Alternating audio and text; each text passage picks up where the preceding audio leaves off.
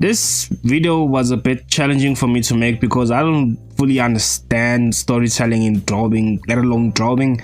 But I know how to consume these stories, you know what I'm saying? But I never really truly grasped the conceptual elements, the phrases, and the techniques that make great manga, comic, or manhwa. However, since we're talking about a legendary manga artist, I figured it would be better to actually read his work instead of just googling him. So I sat down and immersed myself in his manga to understand his style, his themes, and his artistic choices. And honestly, that was the best decision I've ever made. So today we're going to talk about the art, a little bit about the life, and maybe everything that makes the work of Junji Ito, the Lovecraft of manga, so unique. But before we continue, if you like this type of content and you want me to keep on making it, let me know. Like, subscribe, drop a comment down below. But then, let me ask you a question. What's your favorite Junji Ito story? Is it Uzumaki? Gia? Tume? Something else? Let's talk about it. But without further ado, let me explain. Born on July 31st, 1963 in Sakashita. Sakashite. I'm going to kill most of this pronunciation, I promise you now. So bear with me, guys. I'm sorry to all my Japanese watchers and everybody else that understands Japanese or just loves these places or lives in these places. I'm sorry. I'm sorry.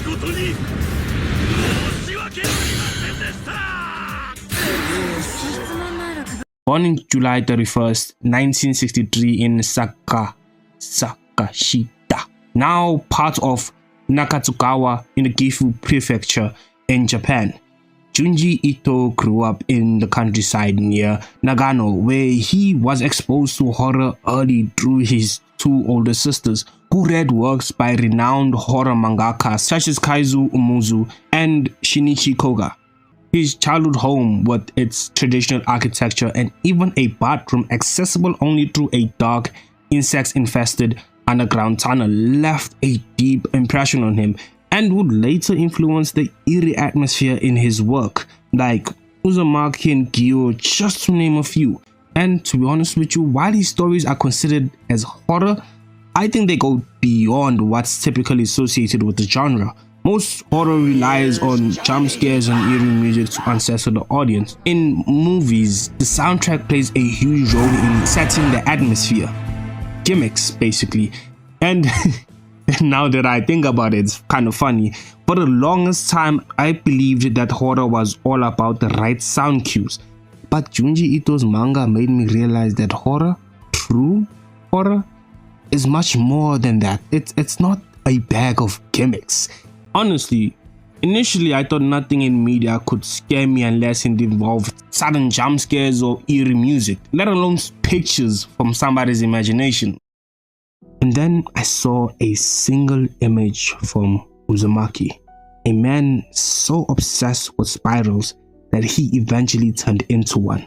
I could analyze the philosophical depth of that picture alone, but at that moment in time, my only thought, my only line of reasoning was, this is disturbing.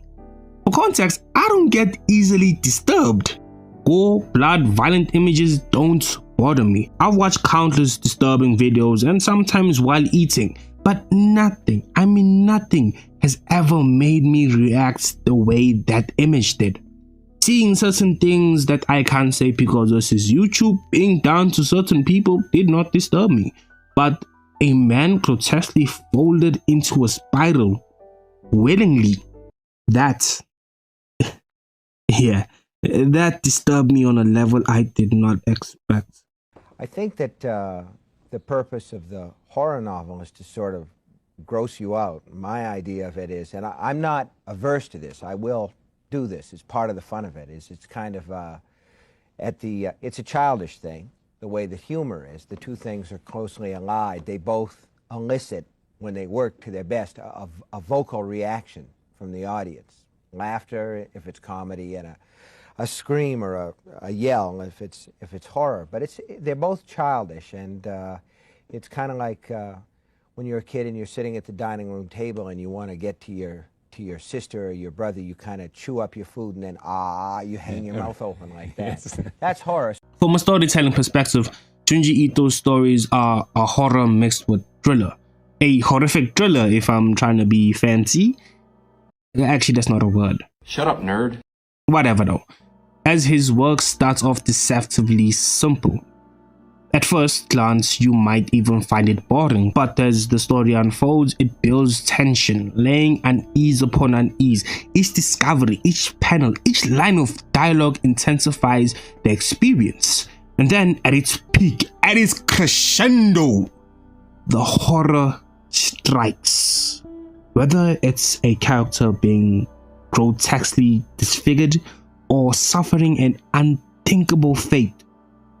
And when you finally reach that moment, you finally see that image, that fate, you are left completely disturbed. But Jay, this sounds like every other horror story. What makes Junji Ito's manga so different? And you're right, it does have similarities with other works of horror. But what truly sets Junji Ito apart is his art style. While his storytelling is pure thriller from start to finish, often veering into outright horror, it is art that elevates the experience. Unlike traditional horror manga, where the unsettling atmosphere is built primarily through the narrative, Ito's art itself is horror. If you examine his panels closely, you will notice that even his most normal characters don't look like the typical everyday characters you'd see in other manga. They often appear slightly off, somewhat disheveled, subtly distorted, and even unnervingly ugly. Whether this is intentional or just a result of his unique artistic approach, it adds an extra layer of unease to his works, making everything feel disturbingly unnatural. And might I add, just like his storytelling, initially his illustrations seem ordinary. There's nothing exaggerated or overtly terrifying. But as the story progresses, the visuals evolve, becoming more intricate, more unsettling, and more terrifying. By the time that you reach the climax, the contrast between the mundane beginning and the grotesque ending amplifies the horror tenfold.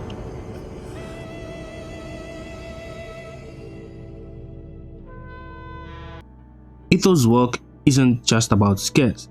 It delves into deep psychological and philosophical themes like obsession, jealousy, trauma, regret, and the other dark sides of human nature. His stories hold lessons, but they aren't always straightforward.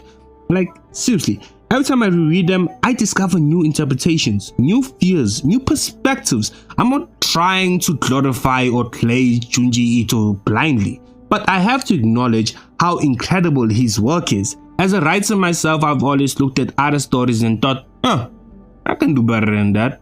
But for the first time in a long time, after reading his work, I didn't think that. Instead, I thought, I want to be just like him. And I've only thought of that for a few people, one of them being Oda. This is how powerful his storytelling is. That's the kind of impact he creates in an era where storytelling feels formulaic. Ito taps into something raw and unfiltered. His work doesn't just scare you, it disturbs you. And that, to me, is the essence of true horror. Now approaching 40 years in the industry, Junji Ito remains one of the most influential figures in horror manga, whether through his iconic series, films, and anime adaptations, or his forays into video game projects. Ito's work challenges the boundaries of horror storytelling and redefines what it means to confront the unknown.